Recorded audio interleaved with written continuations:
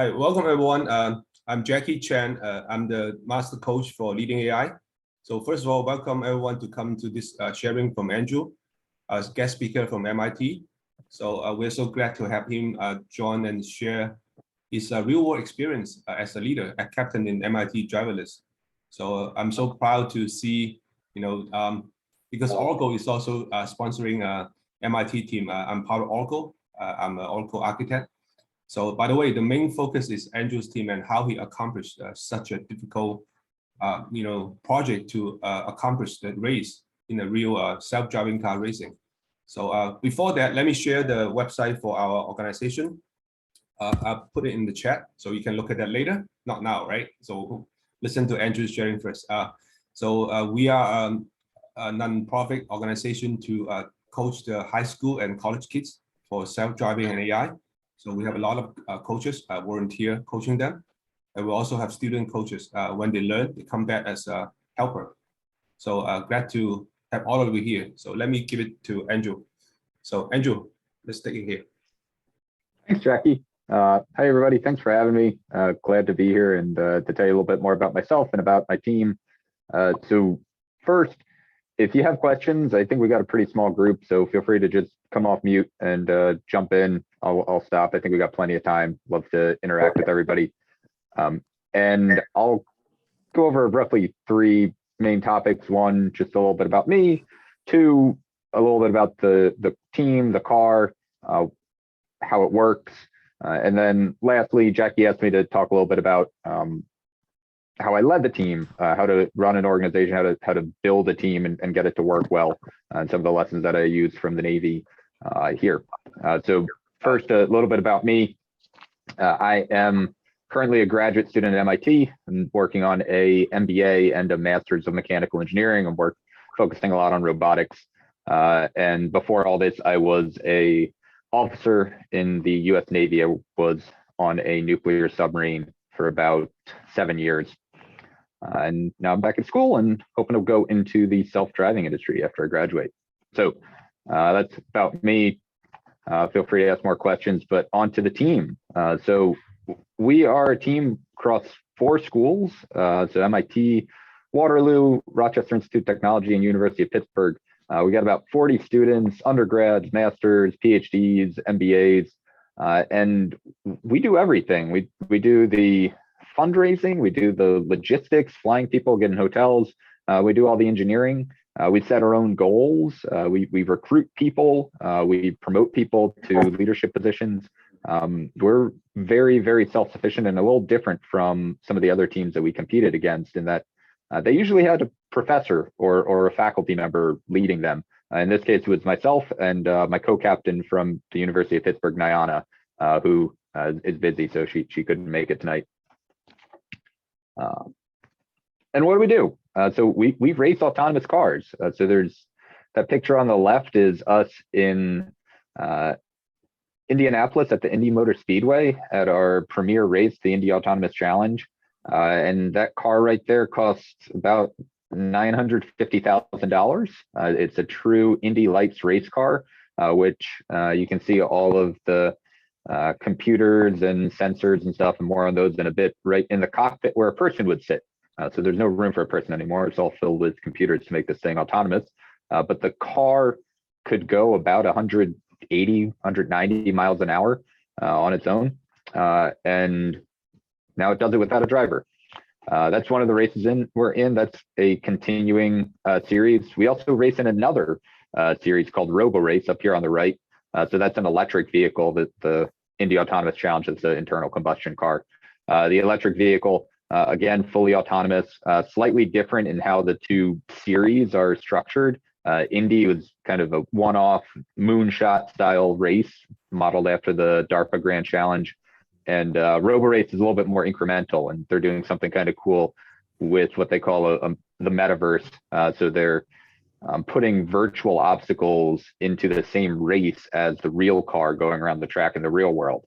So it's kind of playing Mario Kart with itself, but this gives it a way to try to avoid things, challenge it to do some of the more intense high-speed driving maneuvers that if you tried to do right away, you might end up with a lot of crashes, which I learned are fine. These cars are very quick to repair, albeit a little bit expensive, but you get to do a little bit more of an incremental approach. So Indy Autonomous Challenge, RoboRace is the two races that we compete in. And besides the powertrain, extremely similar in our approach, and we share most of the code between the two cars. So I'll talk more about the Indy car just because I've got a lot more pictures of it. RoboRace, they're still actually figuring out what car they're going to use. But it's got a whole lot of sensors and compute on it. We've got 3 LiDARs, Luminar LiDARs. They're very expensive, pretty nice, high-end things. GPS antennas, 3 of them for redundancy, and for on the track, they also have what's called an RTK. So it's a GPS local antenna. It provides a correction signal to the GPS from the satellites in the sky that makes it more accurate. Your typical GPS, tens of feet. This takes it down to inches, which is very helpful. We have radars and visual cameras too. So we're using a multi-sensor approach. And that's a great segue into how it works. So I'll talk about 4 big chunks here. These are probably going to seem a little bit familiar if you've done anything with autonomous vehicles.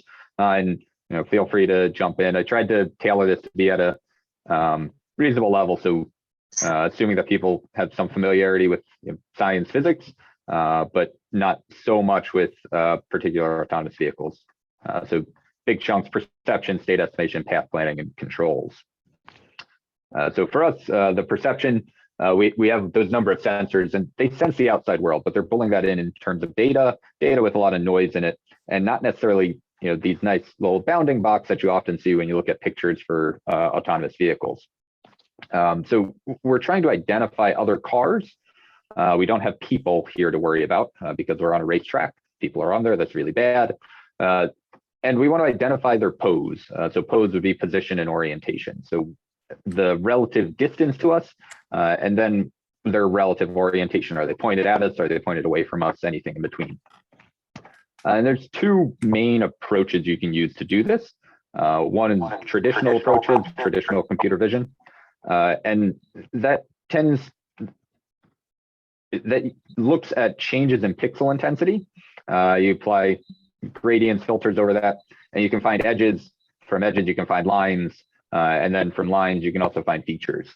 And you can do all this to detect, the lines on a road, right, and stay between them. And what's nice about this is that you actually understand what's happening. There's no stochastic, there's no data really involved. You can program it and make it very explicable. We don't really do much of that. We might sprinkle a little bit of that in if we need to, if the opportunity presents itself, because it's relatively low cost to do in terms of compute and ease, but we're mostly using artificial intelligence or machine learning approaches, database approaches, which are really statistic. You don't necessarily know what that algorithm is thinking, why it comes to a conclusion, but it works.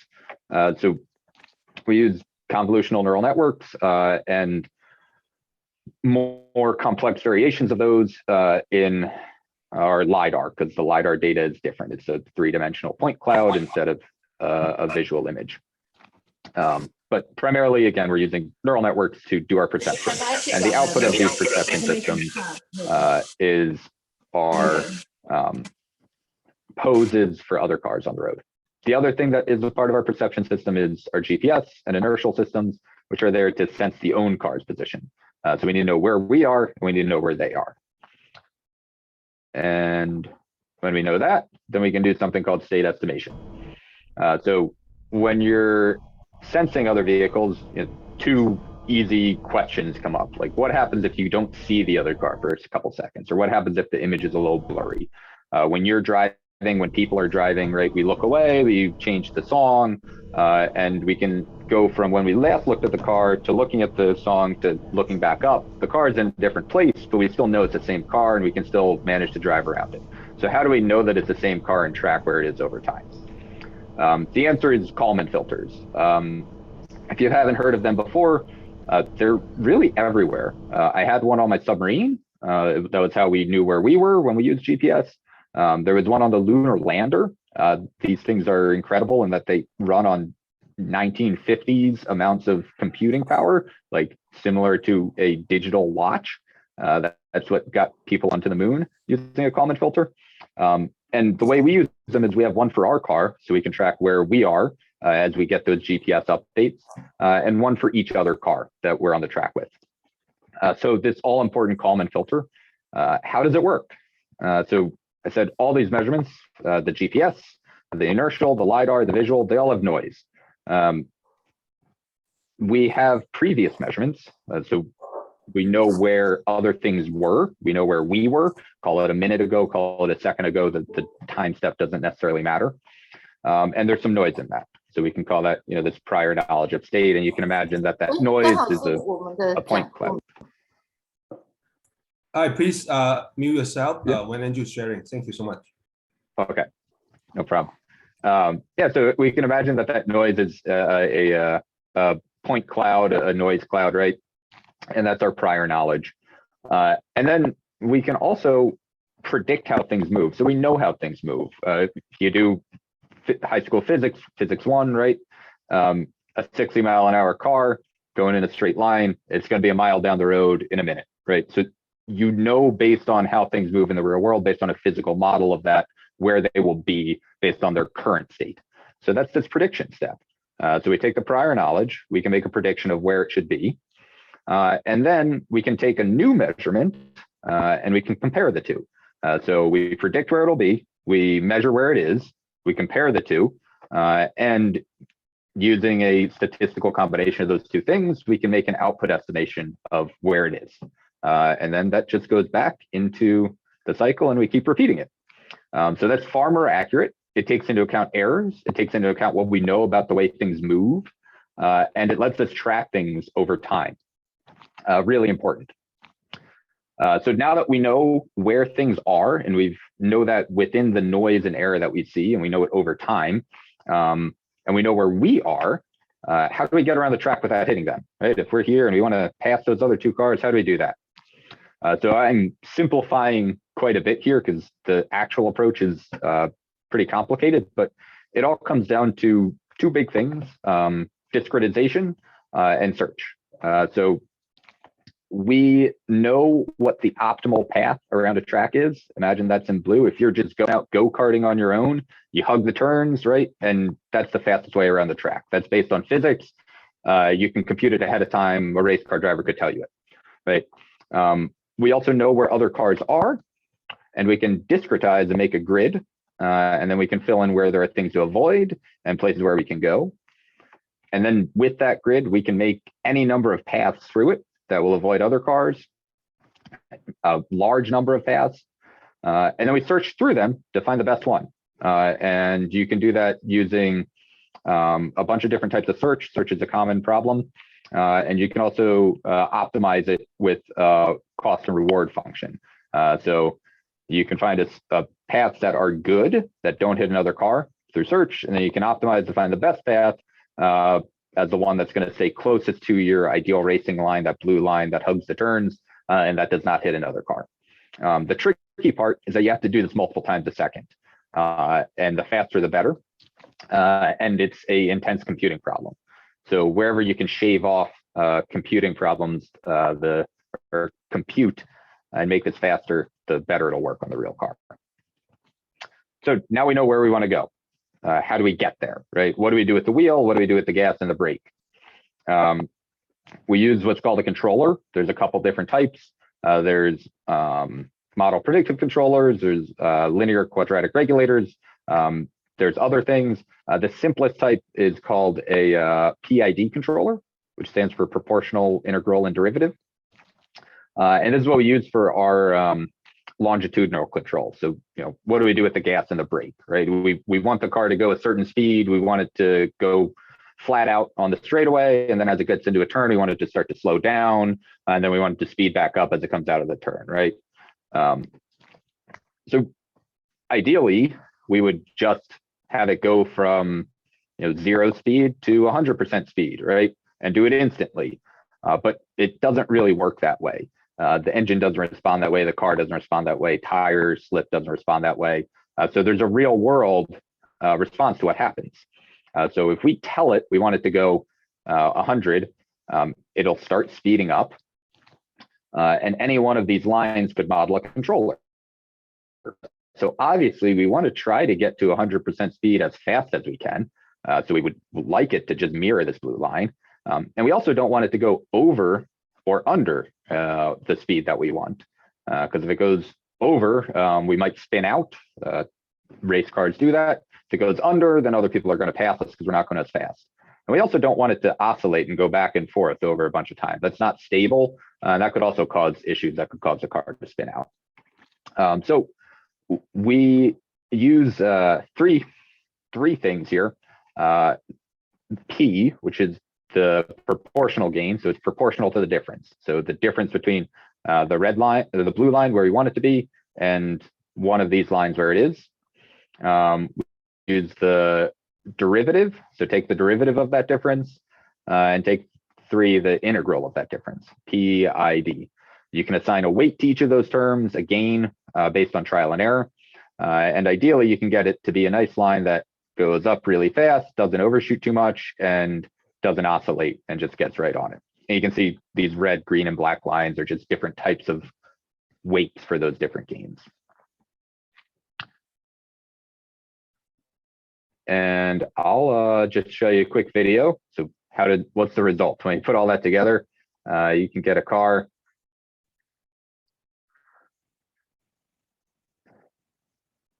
I can go flying around the Las Vegas Motor Speedway at 140 miles an hour. It's pretty cool. So maybe I can pause there for a second and see if anybody's got questions about how the car works or what we did. Yeah, thank you so much, Andrew. Yeah, by the way, if anyone you want to ask question, I would like you to turn on your video so Andrew can see you. So, and also I respect our speaker. And if you have question, you can say it now. Yeah, welcome to get question. You can type in the chat. Yeah. I have a question. Hi, Dorothy. In the first slide, you said it was a neural network and it didn't use like statistics. I was wondering how like it knew what was what. Yeah, that's a good question. So I guess the simplest way to describe that perception neural net is we take this black box, the algorithm, right? And it's got a bunch of weights, it's got a bunch of neurons inside of it. It's really complicated. There's hundreds of layers. You can't track it all, right? And we take training data. So we drive around the track, we get pictures, we get LiDAR, we get radar of other cars. The team painstakingly labels all of it to say like, here is a car, here is not a car. And then we feed all of that information through that neural net, through the black box. Every time it looks at one of those, it computes, is this a car, is this not a car? In the simplest terms, there's a little bit more to it, right? And then it checks based on that training data, was it correct, was it incorrect? And then now that it knows if it's correct or if it's not correct, it'll do something called stochastic gradient descent, and it'll go backwards and back propagate through that neural net to update all of those individual neurons in there to make a more correct answer. So this is the training part of the neural net. It takes a lot of data. It takes a lot of computing power. We do this on Oracle's cloud because they're a really nice sponsor and they provided basically free unlimited cloud compute for us. And it would take days if we were days or weeks if we were trying to run this on just a basic laptop. So we do all of that. That trains our black box, our neural network. And then we put it on the car, and in real time it can run and it can predict other vehicles that it sees out there. And it does this way faster than actually training it. So I don't know. I hope, did that answer your questions? I'm not sure if you were going for more like how does the neural net work or this particular application. Yeah, that did. That makes sense. Like, so I was wondering also when you transfer it to the car, does the speed of the car influence its recognition, or can you make it recognize things faster? Yeah, that is a really great question. And if you look at the difference between like what we're doing and what Waymo or Tesla or Cruise or any of those companies is doing, the challenge is doing it fast. So it is a lot easier to do this at 60 miles an hour than 120 or 180, right? Like that's double, that's triple the speed, which means you have half or a third of the time to just actually see the other thing. But then there's another effect where you're going faster and they're going faster too. So you need to respond quicker than if you're all driving in straight lines on the highway. It's like driving 3 times as fast on the Jersey Turnpike, right? Everybody's swerving around and you're trying to avoid them. So you have to think really fast. So it has to identify them really fast. So I showed you the 4 steps. It really does go in series, and any one of those steps being too slow means that our overall stack time isn't going to be fast enough to go and drive competitively. Thank you so much. Yeah, you're welcome. Any other questions? What kind of machine learning do you guys use? Is it like reinforcement learning or supervised learning? What kind of? Yeah. So for the perception algorithm, which is what's using which is most of our neural network, most of our machine learning, we're using supervised learning. So we have labeled training data, and we're using really 2 broad approaches for the visual cameras. We're using convolutional neural networks, which are pretty common, pretty available. And we do a little bit of transfer learning, where we take a model or a neural net that's been trained on one set of data and adapt it to a different set of training data. And so that's a subset. The other type of machine learning we're using for our LiDAR is a little bit more complicated. We're using something called point pillars. So it's effectively the same, but because it's doing it in 3 dimensions instead of 2 dimensions, there's a couple more layers. It's a little more complicated. There's a little bit more we're doing with the data. And we're also trying to get 2 different things out of that. One is a classification. So we wanted the LiDAR to look at, a screen, look at a place in front of it and say, is there a car or not there, right? The simplest classification. It doesn't have to pick out cat, dog, no cat, no dog, person, right? Bicycle, just has to say car, no car. But then we also, if it sees a car, we want to do something called semantic segmentation. So we want to take each of those LiDAR points, and we want to be able to say, like, is that specific LiDAR point a car, or is it anything else? Is it a stand? Is it the road? Is it a wall? Because then once we have that, we can, identify the car's pose. So I hope did that answer your question? Yeah, thank you. Cool. Yeah, I have a question. Go ahead. Hi. So I wondered, how long did you train your neural networks or your model in general? How long? Yeah, like time-wise. Yeah, I am not sure, honestly. They got trained and iterated so many times. Andrew, maybe I think Sean, by the way, Sean, Yeah. good question. Do you mean that is it continued training, or they train it and then pause and examine the data and test it and return? Is this something they want to ask, Sean? Is it continued training? Yeah. Well, just like the time, because I guess for Deep Racer, we still have the set amount of time for each training session, I guess, on AWS. Yeah, good. Yeah, Andrew, because Sean was talking about the training, the competition we're doing for the high school and college kids. So we use the Amazon cloud, not Oracle one, right? Do some training, but Gotcha. we have a limit for like 10-hour cloud using time, right? But for your team, obviously, Oracle give you a free unlimited time. But do your team use a different training section to make the data or the prediction better or something like that? Gotcha. Yeah, so I'm not sure the exact time. I'd say something on the order of a day or half a day, right? And we'll try to train, and then we'll go test, right? We'll make some tweaks to it. Might change some meta parameters in the model to try to improve performance.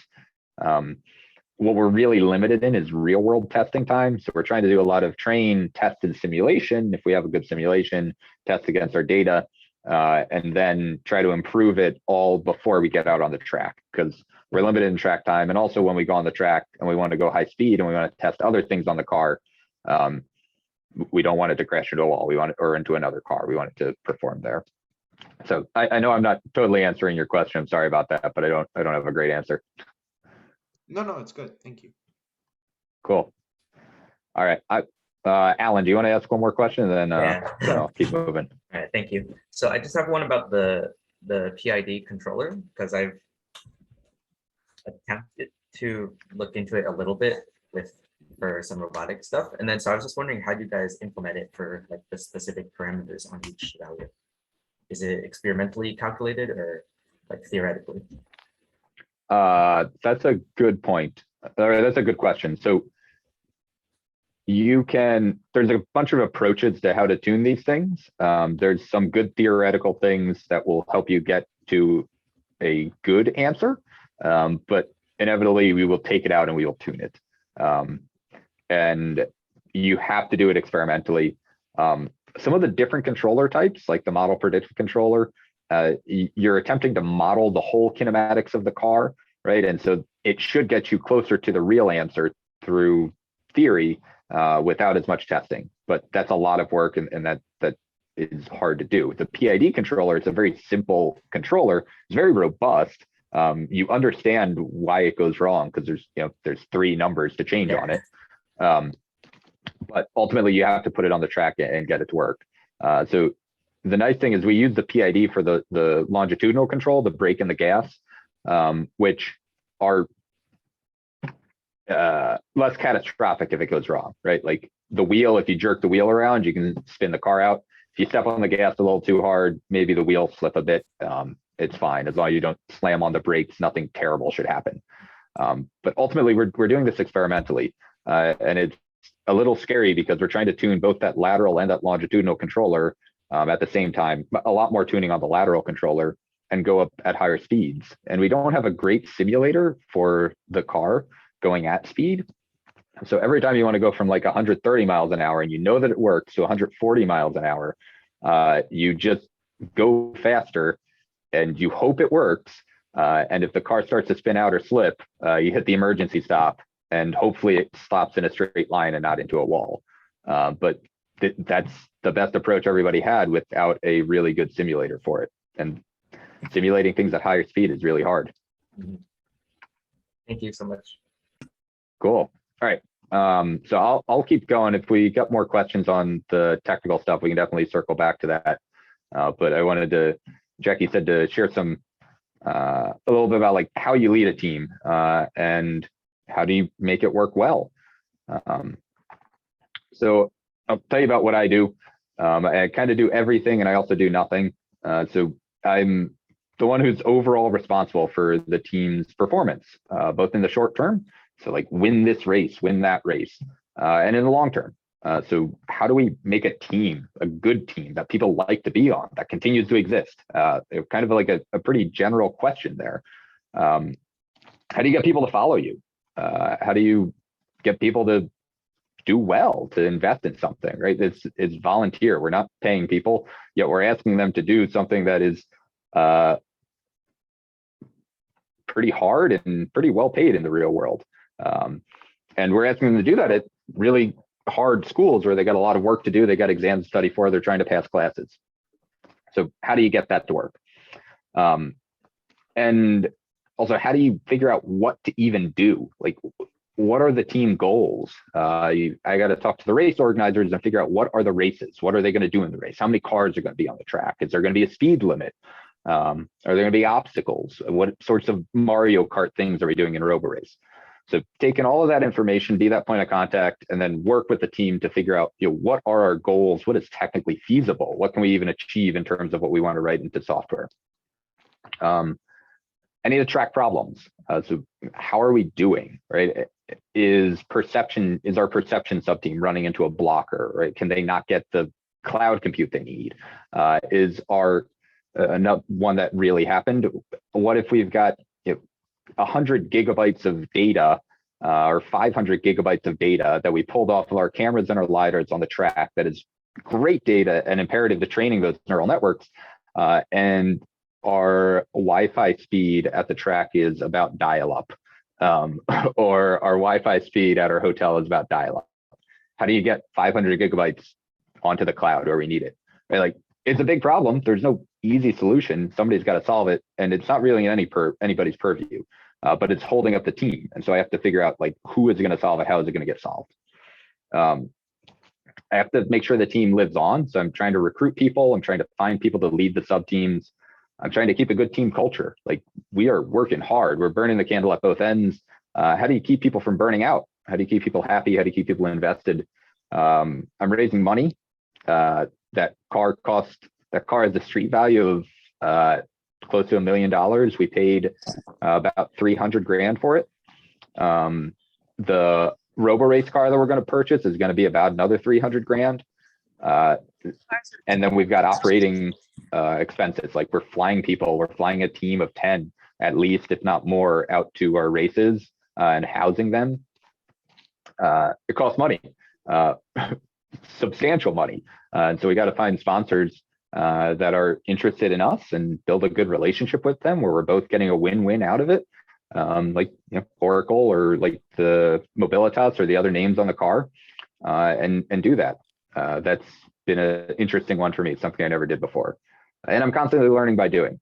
This was something that I just wanted to learn about. I thought autonomous cars were cool, and I did not know even the first thing about what I just explained to you when I started on this team. So I'm learning. And you can see the car on its jack stands up there on the top right, me being pretty proud. This is the first time I actually got to see it in person. And then 2 pictures from my time in the Navy, which was the last time I was leading teams. That's me actually driving my submarine into port for the very last time before I went off to a different job in the Navy. So fun times. Oh, sorry. So 4 things I'll talk about here. One is teaming. How do you make a team as a verb, team as a verb? Leverage. So how do you get the most out of your time? How to delegate, really important skill. And then lastly, a little bit on time management. So 4 things to cover. So first, teaming as a verb.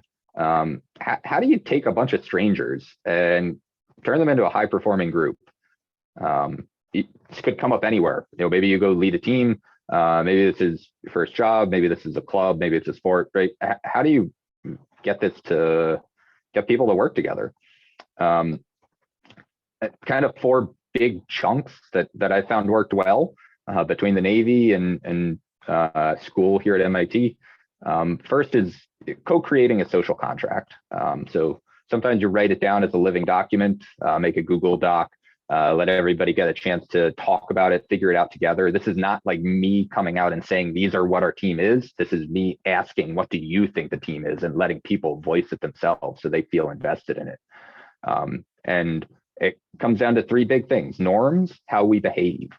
Things like, we're going to praise in public and we're going to give constructive feedback in private. We're never going to criticize people in front of the rest of the team. It's values. How do we make decisions? What do we care about? We care about making opportunities for robotics for people who wouldn't otherwise have it. We care about being a learning culture. We care about having fun. We want this to be enjoyable for people. And it's about goals, right? What do we want to achieve? Some people, the goal is win the races. That was not my goal. My goal was make this a team that people want to be on. And that's a team that lasts. And the winning will come if it comes.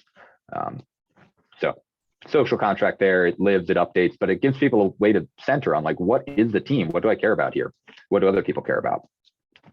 Second chunk, build trust and rapport with one-on-ones. For context, like, I was probably putting 40+ hours a week into this team when I was running it. I recently retired, and it's been great because I'm graduating in a couple of weeks. But I was putting a lot of time on it, and so is my co-captain, so are the other team leads, so is the chief engineer. So we needed to work together well. So I put one-on-ones on the calendar for 15 minutes, get a chance to talk, get a chance to listen, more importantly, and be authentic, be a little bit vulnerable. So, if you're worried about how the team is doing, if you're worried about something, if you're worried about the next race, if you're worried about if we're going to finish something on time, don't put a stiff face on and hide behind it. Say like, I'm worried about this, that I think we can do these to fix it. What do you think? Talk about it. And then listen. One of the best skills I've learned has been to actively listen. I'm doing a lot of talking right now. I don't typically like that, but trying to spend more than half my time listening instead of talking, and doing it actively. So my tidbits for how to actively listen in that little box. But I approach a difficult conversation with people or somebody who I'm just meeting and I want to work with an intention. And that intention is not that I want to say the things that Andrew wants to say. It's that I want to learn more about the other person. And I keep that intention in the front of my mind. I don't interrupt. If you interrupt, that it's just it'll shut people down. It's not listening because you're talking. And I try to not think about what to say next, which is really hard because whenever you're talking to somebody, first thing that you want to do is think about what to say next. And I think that you have to just train yourself to not worry about it, to sit there, to listen, to be comfortable with waiting a second after the other person has spoken to reply to them. And then asking clarifying questions, making eye contact, putting my body square to them, not facing the other side, not looking down, playing on a phone, and just listening. And I've solved a lot of problems by just listening. So I encourage you to try it. Two other things. One is normalizing growth. So, giving some frequent and recurring feedback and asking for that from other people. And then the last thing, making space and time for fun. So we'd kick off our team meetings with 5 minutes of fun. We would send everybody to breakout rooms. The only rule is don't talk about what's going on with work-wise. Just chat about what you did on the weekend. And this really helped because we had 4 different schools. We had 10 people from one school, 5 from another, 20 from another, all coming together and having to work together. And lastly, we celebrate the wins. People don't take enough time to celebrate the wins. Delegating. If nobody has heard of the Eisenhower matrix, I encourage you to look it up and do a little bit more reading. But in summary, it's you put the leverage, how important is something, how much return will you get on doing it, and then how soon does it need to get done, the urgency on 2 axes. And you can break it into 4s. It's like a 2x2. So if it's really needs to get done, it's really important, and it needs to get done soon, and it's important, you do it. If it's going to be really important and it's not urgent, if it's high leverage but not urgent, schedule it, put it on your calendar, make sure it gets done. Things that are not important but need to get done fast, like booking plane tickets, right? Delegate it, get somebody else to do it. And when you delegate things, make sure it's very specific for 3 things: the task, what needs to get done, when it needs to get done by, who is going to do it, and check for understanding. So if we run a meeting, if we have the team together, at the end of the meeting, we'll go through the action items, and one of them might be book plane tickets, that might be go talk to our sponsors at Oracle. One of them might be get an answer on the status of one of our perceptions. And each one of those 3 things, we'll recap them. We know exactly what they are. We know who needs to do it, and we know when it needs to get done by, and we make sure that everybody understands that before we leave. And lastly, you're going to find a lot of things down here which are not important, low leverage, and not urgent. Just don't do them. Just stop doing them. There's tons of these things in our lives that we can just delete. Quit them. And then lastly, on time management, 3 kind of tools I use here. One is a planner. I like a nice paper planner. I keep mine here. It goes by like the, can't see it, but it's got like each date on it, right? And I write down everything that I need to do. I put a little box next to it. It goes under the due date, and I check the box when it gets done instead of a bullet. It's kind of nice. It's a satisfying feeling, but it also lets you know what's done, what's not done. I also have tons of Post-its that accumulate throughout the day as I'm trying to keep my internship for school, my work on the team, and all of my actual schoolwork together. and not have anything slip through the cracks. And so I put time at the end of the day, the last thing I do before I sign off, or I go read a book, go to bed. I take all those things, consolidate them, put them onto my planner, and that way I know that when they're going to get done and how. The second bit is the schedule. So making sure that there's time to actually do everything. I try to keep blocks of deep work. If I'm really worried about stuff getting done, I'll look at the calendar for the next day and I'll block off time to do each of them. And if there's not enough time to do all of them, and if they have an exam coming up and it's going to take 4 hours to study, I can only find 2 hours in a day. Well, I need to solve that problem and I need to find time to do it, because otherwise it's not going to get done. The 2 hours are not just going to magically appear. And I find that my own stress level goes down if I can solve that problem before I go to bed. And then the last thing is journaling. So I try to journal once a week, once every 2 weeks or something like that, and try to continue to grow. There's things I don't do well. Maybe I don't communicate well. Maybe I can't give constructive feedback and address how people are interacting. Maybe I'm just really worried about getting a job or going to school. I think if I don't write things down, I feel like I'm doing the same thing over and over again and expecting different results, and it's going through my head. But writing them down gives me a chance to get them out, try to come up with some specific, measurable, actionable, or reasonable and timely goals, smart goals to try to change things that I want to change, and improve myself. And it helps me do that. So 3 tools that might be useful. Sorry. Oh, I skipped leverage, but this one is quick. Apologies. So I try to, when things come onto my to-do list, I try to think about what matters. Is it something that is leverage, neutral, or overhead?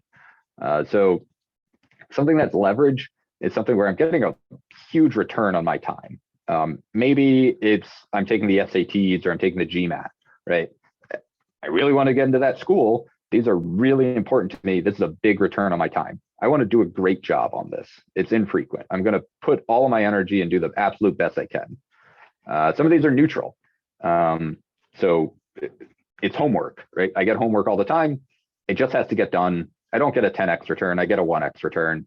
I'm going to aim for an 80% product. You heard of the 80-20 rule, right? In 20% of the time, you can get something 80% done. The remaining 80% of the time, you're trying to get the last 20% done. So spend 20% of the time, get that B-, send it in. Just aim for 80% product. Usually end up getting A's. These are frequent.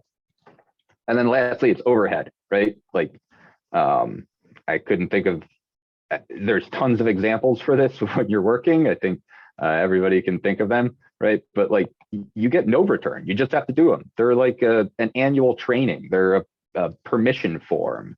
They're, I don't know, doing your taxes, right? Like there is zero return on these. Better work provides absolutely no extra value. And for people like you, for people on this call, right, who are so used to doing a good job, I find it helps to tell myself to actively do a bad job on these things, just to get them done as fast as possible. But that's a good framework I saw that I like. It's not mine, but leverage, neutral, and overhead, and to try to think of each task and what it is there. And so with those 3 things, I'll say, what's next for us? We've got a race in September. We've got another race coming up probably in January. A lot of exciting things, doing speed laps, trying to go head-to-head without passing, head-to-head with passing, and some defensive maneuvers, trying to get to keeping other cars from passing us through game theory and other cool things. And lastly, for me, I'm going to be going to a company called Zoox starting in July, where they make these really, really cool robo-taxis that hopefully will be coming to streets near you. But with that, I am out of slides and out of remarks, so I'm happy to take any questions that people have or thoughts. Thank you, Andrew. Before everyone jumps in, I want to ask a question.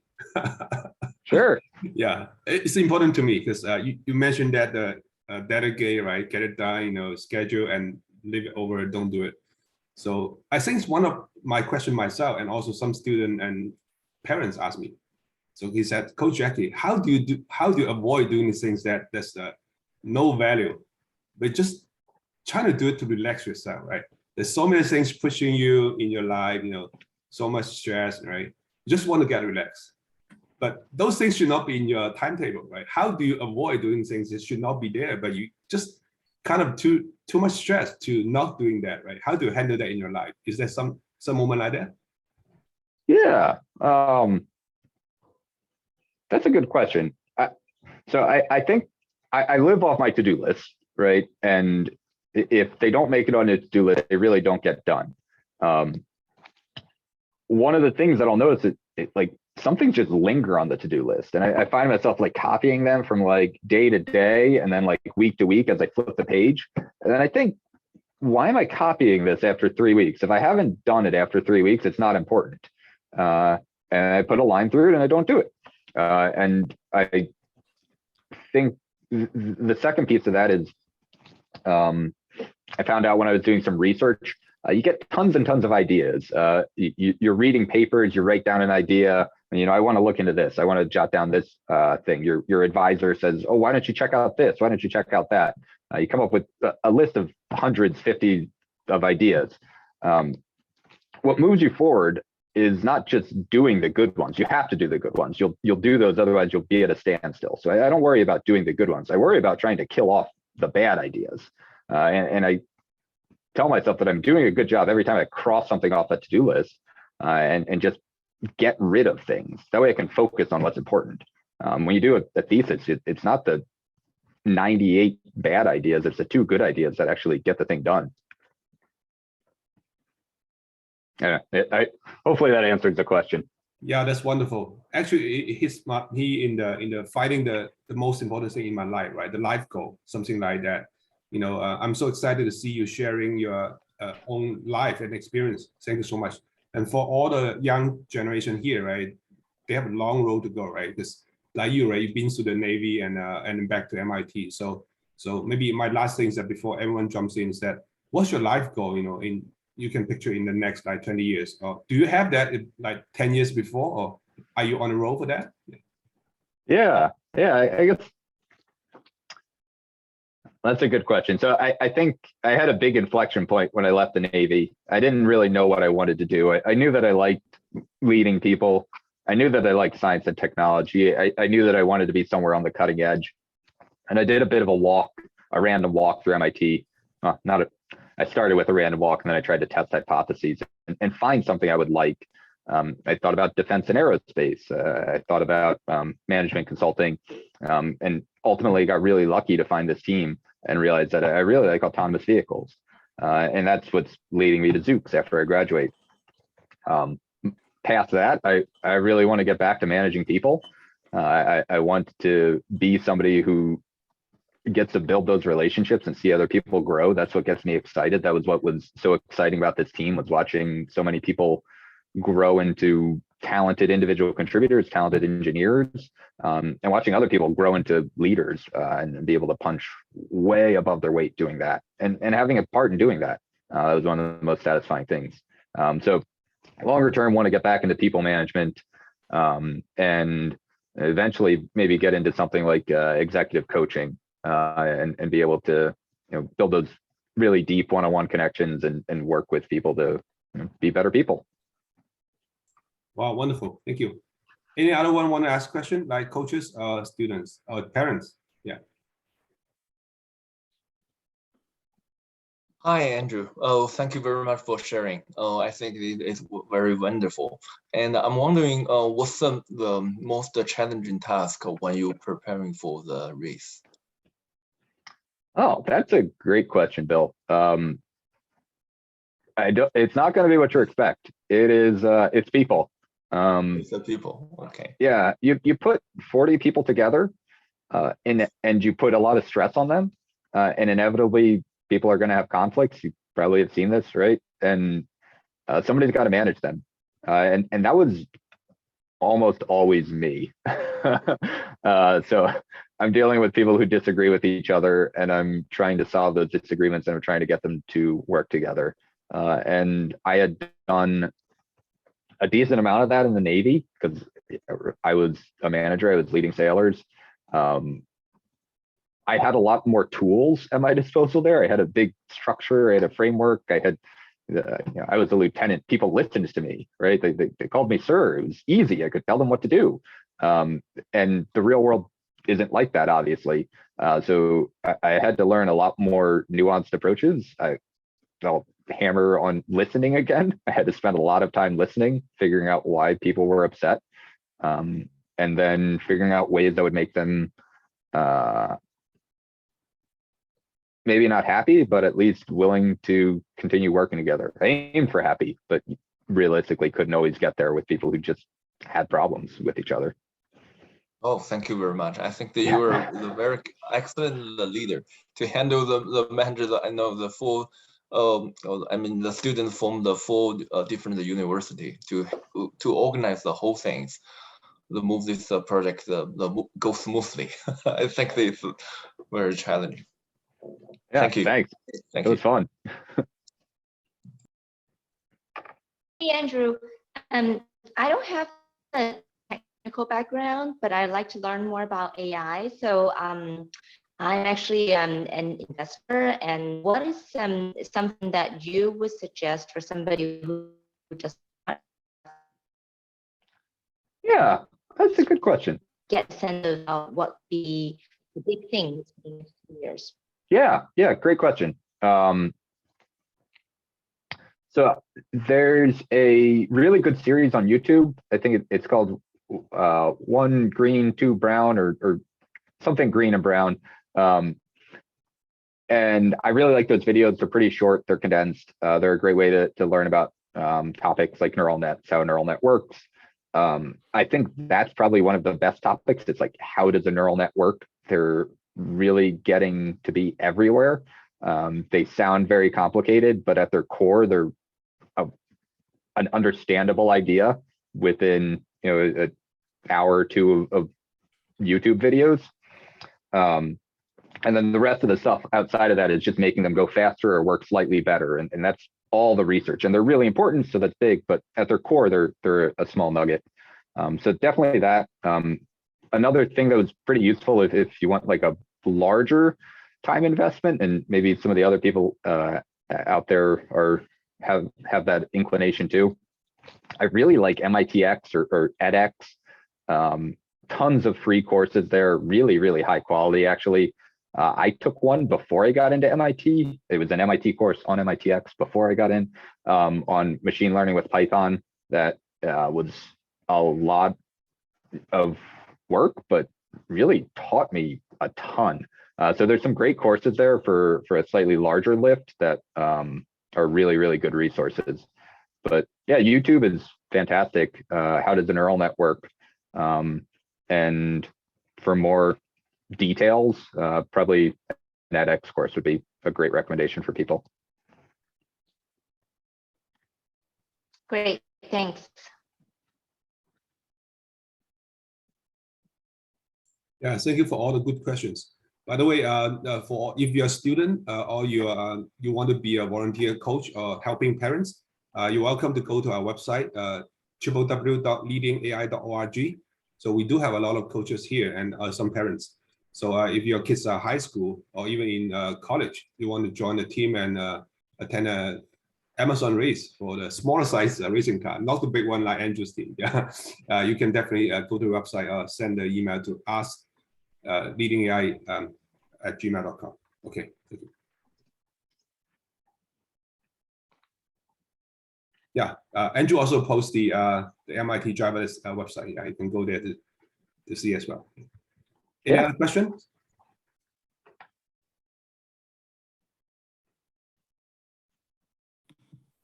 I have a question for your personal life. Do you have any like routines to de-stress or do for fun?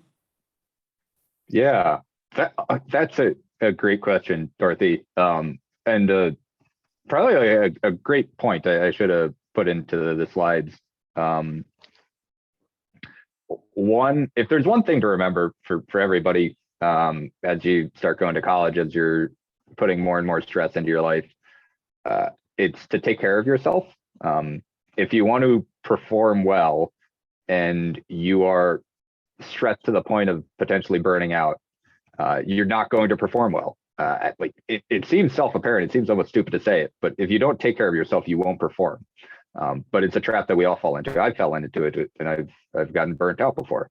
So I think like three things that I do. They're not particularly groundbreaking, but if you do them well, they solve a lot of problems. Sleep, get more than 6 hours of sleep a night. Aim for 8 if you can. Eat well, like eat your vegetables, don't eat a bunch of junk.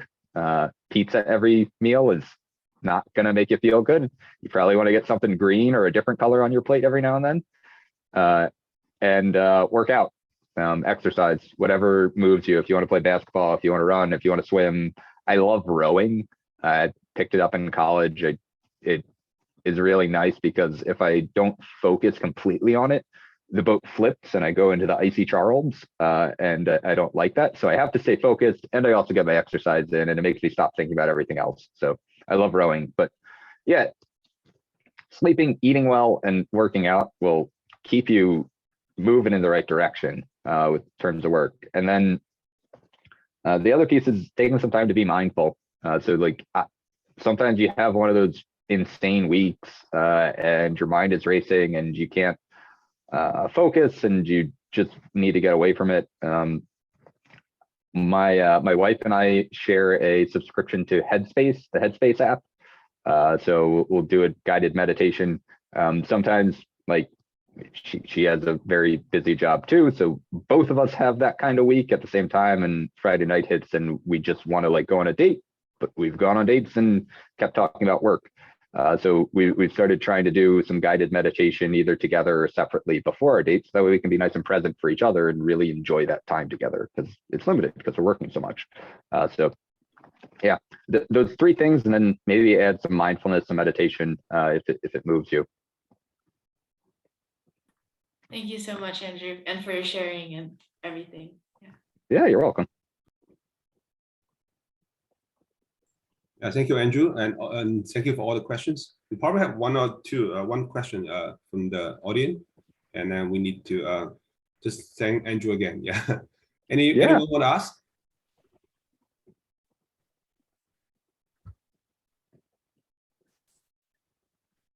Yeah, and by the way, thank you so much for Andrew to give your valuable time to speak to us. Yeah, and congratulations for going to your new venture, right? Zoox. Yeah. Are you going to be working somewhere on the West Coast or East Coast or remote? I'm going to be starting remotely, so I'm staying here in the East Coast for the time being, but might be moving out there eventually. Oh, nice. Yeah. Cool. Well, thank you so much. Thanks for having me, everybody. Be well, take care of yourself. I hope you all do great things in the future. Yeah. Thank you so much, Andrew. Thank you everyone for joining. Yeah. See you next time. Yeah. Thank you. Bye-bye. Thank you.